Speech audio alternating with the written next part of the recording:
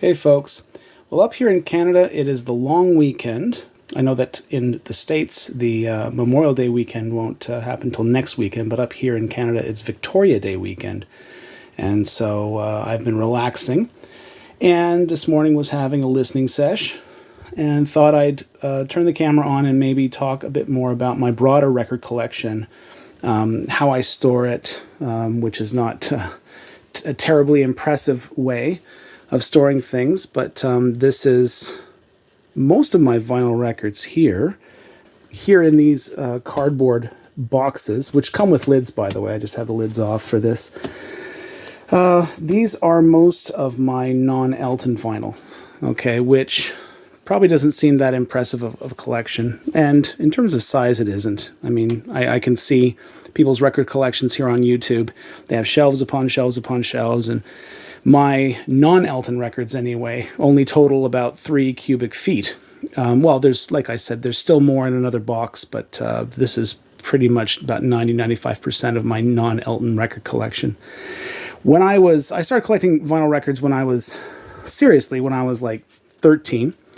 And by the time I was 23, 24, I had just under 3,000. And it was a golden age for collecting vinyl, the mid to late 90s, early 2000s. Everything was vintage vinyl was so cheap. Brand new vinyl was a lot more affordable than it is now, even when you adjust for inflation.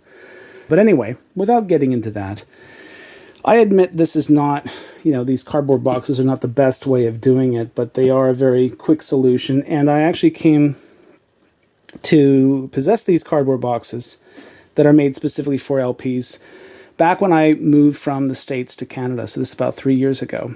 And I needed boxes to put all my LPs in. So, and you might be saying, well, you seem to have a lot more LPs down there, Matt. So where are the boxes for those? Well, that's a long story, making it short. These U-Haul trucks, they say water resistant. Well, that's true, but water resistant is not the same thing as waterproof. And I'm driving north of Nashville, and this crazy storm comes along, rainstorm, and rains and rains and rains, and it rained well into the dark of the night. And hours later, I was in North Ohio, and I think to myself, I should probably stop and check and make sure that everything's okay, that no water is leaked in to the moving truck. And so I stopped in the middle of the night, and it was still raining out. I was in a Pizza Hut parking lot just off the interstate, and I opened the truck, and everything looks fine. Everything looks dry. I'm happy. And then I notice at the far side that there is a stream of water running down the side of the moving truck from the corner of where the door came down and running along the back. And I was an idiot. I had several of these boxes sitting on the floor of the moving van. And sure enough, 2 of my Elton boxes were affected. And talk about a close call. Were they wet? Yes, they were wet. But because I store my LPs, if I can grab an example here. That one's packed too tightly. Oh, a Nigel Olsson example. Okay. Because I store my LPs with the opening, the outer sleeves, the opening at the top, none of the actual LP sleeves or discs were touched by the water. So they were wet, and I needed to dry them out when I unloaded the moving truck, but everything was fine. But I still have memories of going through the moving truck in an Ohio parking lot. And when I got home, I found that, I have a lot more CDs than I have vinyl. And I actually had about, banker's boxes, right? The size of banker's boxes. I had about 14, 15 banker's boxes full of CDs and CD box sets and stuff like that. And one of them was affected by the leak. And, I don't keep those things in sleeves. Yes, they're in jewel cases, but of course, if there's enough water and the box gets properly soaked, then it's going to affect the inserts, the booklets and everything. And sure enough, one of my M boxes just got soaked. I lost a couple of my Liza Minnellis. I lost a couple Massive Attacks. I lost one of my Kylie Minogues. And worst of all, I lost my 2 CD deluxe Kirsty MacColl Kite, which I bought in London years ago. And I have the vinyl up here, the original version. But, man, I'm still not over having lost that. Where is it? That's... there it is. Okay. Yeah, I have the vinyl for Kirsty MacColl's Kite. What a great album. I'm going to start talking a bit about the records down there in just a minute, but, well, actually, I'll do that now. You're probably wondering, well, if these are your non-Eltons, Matt, then what are these? Good question. This is shelf 1 of my Elton John record collection. Okay. Now, I don't have too much more. This goes only to 2008. 2009 and beyond is over there. I have other shelves on the other side of this room where I have the rest of them there. I'd like to have them all on one shelf unit. This shelf unit here has been with me. I've had it since I was a teenager. And it's not ideal because these things will begin to sort of, these things will begin to slump, if the weight is not distributed, if they're not balanced properly. So this is a little less than ideal. But it's still a good unit for storing records, so I like it. I know you probably want me to sort of zoom in and start talking about some of these records. I'm not going to do that because it's just going to spoil the intrigue. I'm going to be talking about these in a lot of later episodes, so don't worry. Actually, what the hell? Let's do this. I've got the camera going. I'm not going to pull copies out, okay? Because there just isn't time to go through everything, but I will give you a more close-up tour here. I have my mono and stereo Zippos. These are my Empty Skies. And then my Elton Johns. The unis and the MCAs, because for some reason on the spine they have these exclamation marks. The Elton Johns stop here. And then my Tumbleweeds, Friends, 171170, my Madmans, my Chateaus, my Don't Shoot Me's, my most of my Yellow Brick Roads. There's a couple I have somewhere else. I don't have too many Caribous or Greatest Hits, and not as many Captain Fantastics as I'd like. Lots of Westies. And then I have my Blue Moves. And then Single Mans. Victim of Love. Yeah, I have a lot of copies of Victim of Love. 21s. Foxes, Jump Ups, Too Lows, Breaking Hearts. The Ice on Fires and the Leather Jackets copies are a little deceiving. They're so thin. The sleeves are so thin that even though I have many copies of each, when you put them together, it still doesn't look like it's a lot. I have a few copies of Live in Australia that I've set aside for something, so those aren't all my copies. Most of my regs, and like I said, this goes up to 2008, and then I'm not going to take it over to the other shelving unit, mainly because it's a part of the room that is not suitable for showing. It needs to be tidied up. Sorry about that. But like I said, you'll see these in a later video. I wanted to take this opportunity to maybe show a bit of my non-Elton vinyl. I won't make this a very long tour. But actually, this is a good place to start. I was talking about Kirsty MacColl. Many of my North American viewers probably will not have heard of her. But she's a very celebrated pop star, was a celebrated pop star in her native England. And I'm a fan. When I was in England, I went to the Kirsty MacColl bench in Soho Square. Anyway, since I'm talking about her anyway, I might as well show you this. This is a copy of... Oh, I thought it was stereo. It's a mono. Look at that. Well, it doesn't matter. It's in such horrible shape. This I bought from a used record store in London during one of my summers over there. You'll notice the name on the cover. Well, turns out the owner of the store had been friends with Kirsty in Kirsty's last years. And when I bought this, I bought it just because it was like 15 pounds. I thought that's fair. It's not in the best of shape, but I'll live with it. I would like a mono Parlophone original of the Beatles' Help. So I bought it, and then I saw the name. I didn't really notice it right away. And I thought, well, didn't the owner of this store know Kirsty MacColl? What's the deal here? And then I did the math, and I thought, well, Kirsty MacColl would have been a bit too young to own an original one of these. I'm not going to turn it around because it shows an address, and I don't want to violate the privacy of whoever lives at that address now. But the ownership sticker on the back, full name and address, is her older brother, Hamish MacColl.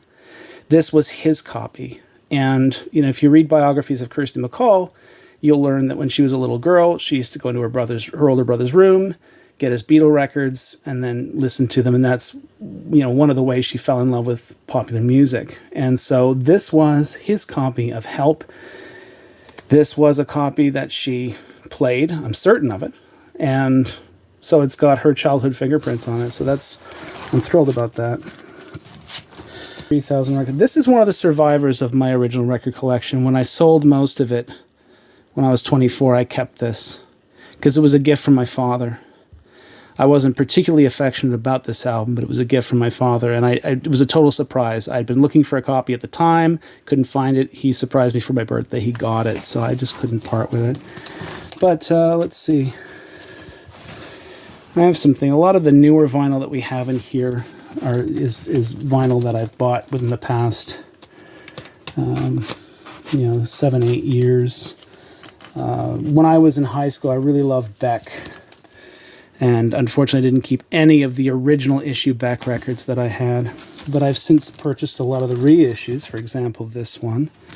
Doesn't sound as good as the Bong Load original, but I'm happy with it. It's better than nothing. ESP by the Bee Gees. Absolutely love this album. Blondie. Love Blondie. This is an original private stock pressing of their first album.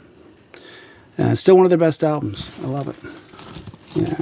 And then Blondie's album from 2017, Pollinator. Man, this was a great album. When I was in high school, I was huge into the Boomtown Rats. Huge into the Boomtown Rats. And this was my favorite album of theirs, Tonic for the Troops. I think it's a Canadian copy, and the Canadian copies followed the UK track listing, so this is one of those. And then I have an American copy which has the alternate track listing. I've told you before how much I love Lana Del Rey. This is my favorite album of hers. Bought that when I was still in the States. I was huge into Fleetwood Mac at one point. I've parted with most of my Fleetwood Mac vinyl, which was a mistake. I still like them quite a bit, although I don't forgive them for firing Lindsey Buckingham. This is one of the albums they made after he quit the first time, which is hard to find on vinyl, but I got it. A big fan of the Flying Burrito Brothers, Graham Parsons. I've been to his grave in New Orleans. Notice this gentleman here. Notice what he's wearing, the nudie suit he's wearing. Does it look very much like one that Elton wore? Well, that's because it is. It's the same one that Elton wore. And it has a very interesting story. I'm not going to spend time telling it here, but go ahead and Google Flying Burrito Brothers nudie suit Elton John, and you'll get the full story. It's quite a story. But no, I love country rock. Graham Parsons, Burrito Brothers.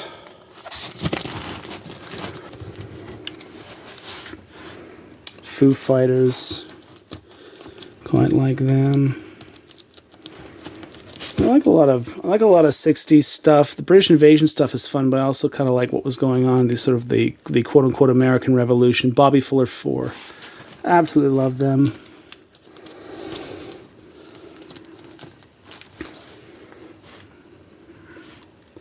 I have a lot of Hole. Pretty on the inside, their first one, which is okay. I quite like this one, although it's not my favorite. I think it's their best. I have more than one copy of this. None of these are originals, by the way. This is just a black vinyl issue. This is a translucent pink candy apple colored vinyl copy. And then this is one of the ones I got in New Orleans. I've been looking for a vinyl copy of this for a while. Celebrity Skin, my favorite album of theirs. Fantastic. I've got some interesting Billy Joel stuff. This is an original Hassel's Hour of the Wolf, which I got in New Orleans. But not especially difficult to find. I like his Hassel stuff. I have some original copies of Cold Spring Harbor. This is... I forget which one's the promo. This is a promo copy. This is stock copy on the Family Productions label. I had a lot of Billy vinyl when I was younger, but again, I parted with it when I was in my mid-20s. This I kept, though. I kept a lot of things when I sold off that collection. I kept a lot of things that I thought I'd never get on CD. It was a promo-only album, and the first side is just a collection of his hits up to 1979, but the second side is selections from that University of Connecticut concert he did in '76. And that second side is why I still haven't parted with that. What else do I have? Oh, that's such a great album. I like Madonna. And I have like Ray of Light, not on vinyl, but I have a lot of the original albums, her classic stuff, and some of the things she did later. But for my money, the Immaculate Collection is all I need on vinyl anyway. Paul McCartney. I have one of those Russian copies of his Russian album. This is not my original copy. The very first copy of this I got when I was 13, and I just love this album. Then I got it on CD. Then I parted with the vinyl copy. I've since found another original Russian copy. I have flowers. Oh, here's a survivor from my original record collection. This is an original Flaming Pie single disc in the gatefold. Oops.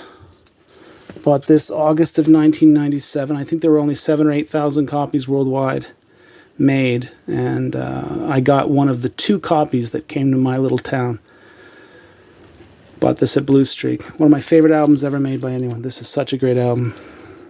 What else? The Monkees. Who doesn't love the Monkees? I have this. This is, I think, a British. Yeah, it's a British pressing.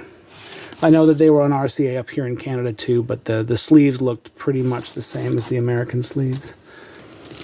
Oh, this is such a great one. Yeah, and the cover, as you can probably see, is working the way it was designed to. It's supposed to be like a mirror, so you can see yourself, and you can kind of see me.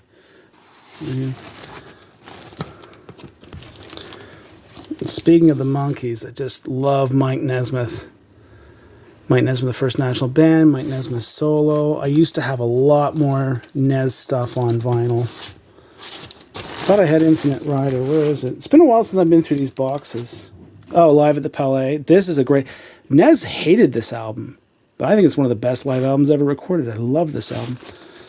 Here's Infinite Rider. I still can't believe he's gone. He was a genius. He really was. Oh, my Nirvanas. This, I'm trying to remember if this is the white vinyl version. It's not. It's the black vinyl. I had a chance to get the white vinyl version and I blew it. Didn't. This is, I think, it's standard copy of Nevermind. I have the Paramount. Oh, this is the one I'm looking for. This is a bootleg. Any Nirvana fans out there? This is a bootleg, double LP. I got it for $15 at Euclid Records years ago, and a lot of the stuff on here was not included on the box set. This is one of the greatest albums ever made. I also have the 2013 remix by Steve Albini, R.I.P., who passed away a few weeks ago. I was very sad to read. I do have some Nigel Olsson stuff. I typically don't collect albums by Elton John band members. Nigel Olsson is an exception, I guess, because I didn't realize I have this many. I think that's it. No, I have this one too. I can't remember how I got all these. I think one of them's signed. Is this one? Yeah. Yeah, and I got this for like, I think $3 at a flea market. To Leslie, lots of love, Nigel Olsson. I don't know, Nigel Olsson experts out there. Is that his real signature, or is that just, was Leslie going a little crazy and tried to make it look like Nigel Olsson signed this to her? That does not look like a legit signature. Anyway, I don't know. Oh, I had a lot of Pearl Jams in high school. I had the original single disc Vitology, UK press. This is not it. But this is the current issue, and it's a double LP. And man, it sounds so much better. I'd love to have the original single LP back, because it was the copy that I played and fell in love with when I was in high school. But in terms of sound quality, this is definitely the better one. Oh, Radiohead, love Radiohead. Still love Radiohead, but I'm kind of like, after. I used to have a lot of their stuff post-computer, but I just don't anymore. I like it, but not enough to play it constantly. For me, Radiohead is, I listen to their first 3 albums a lot, but that's kind of it. This is, the Chili's. That's a good album. This is a great album. I love this album. Oh yeah. I used to have all of Linda Ronstadt's albums on vinyl, from her Stone Pony stuff all the way up to, I think, the Cry Like a Rainstorm album. And I don't have them anymore. I collected them in my late 20s, early 30s. But I ended up giving them away to a friend who really liked Linda Ronstadt. So I did keep that one. And I'm going to admit, I kept that one because of the picture. Not going to lie. And I kept this. I forget why I kept this one. But I'm glad I kept it. That's an original. What else do I have? Royal Trucks. Oh, the Pumpkins. Yeah, this is not an original. But guys, I had an original triple LP, Melancholy. It was one of the numbered ones from 1996. And I sold that. I should have kept it. But this is an unnumbered copy, and I actually suspect that this is not I think this is a counterfeit. It's not a legitimate copy, I don't think. But it's so close to the original that I had, I couldn't help myself. I got it. So though I don't have my authentic original anymore, I at least have this, and I'm quite happy with it. I also had, when I was in high school, I had Pisces Iscariot, translucent yellow vinyl. I also had Siamese Dream on this sort of pink and orange marble vinyl, double LP. It was great. I enjoy Britney Spears. Split Ends, Dusty Memphis.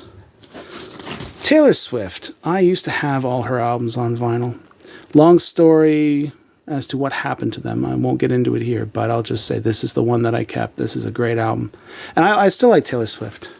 I don't get her on vinyl, though. This is a great album. Tegan and Sarah, love you to death. I got some U2. I love this album. Got this, forget where I got it. Oh, I got this at a Barnes & Noble in Atlanta.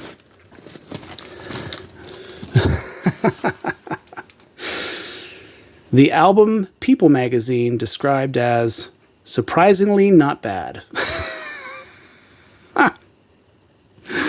There's a compliment. I got some Dwight Yoakam. Oh, here's another survivor from my original collection. I had all the Warren Zevons on vinyl that I could get anyway.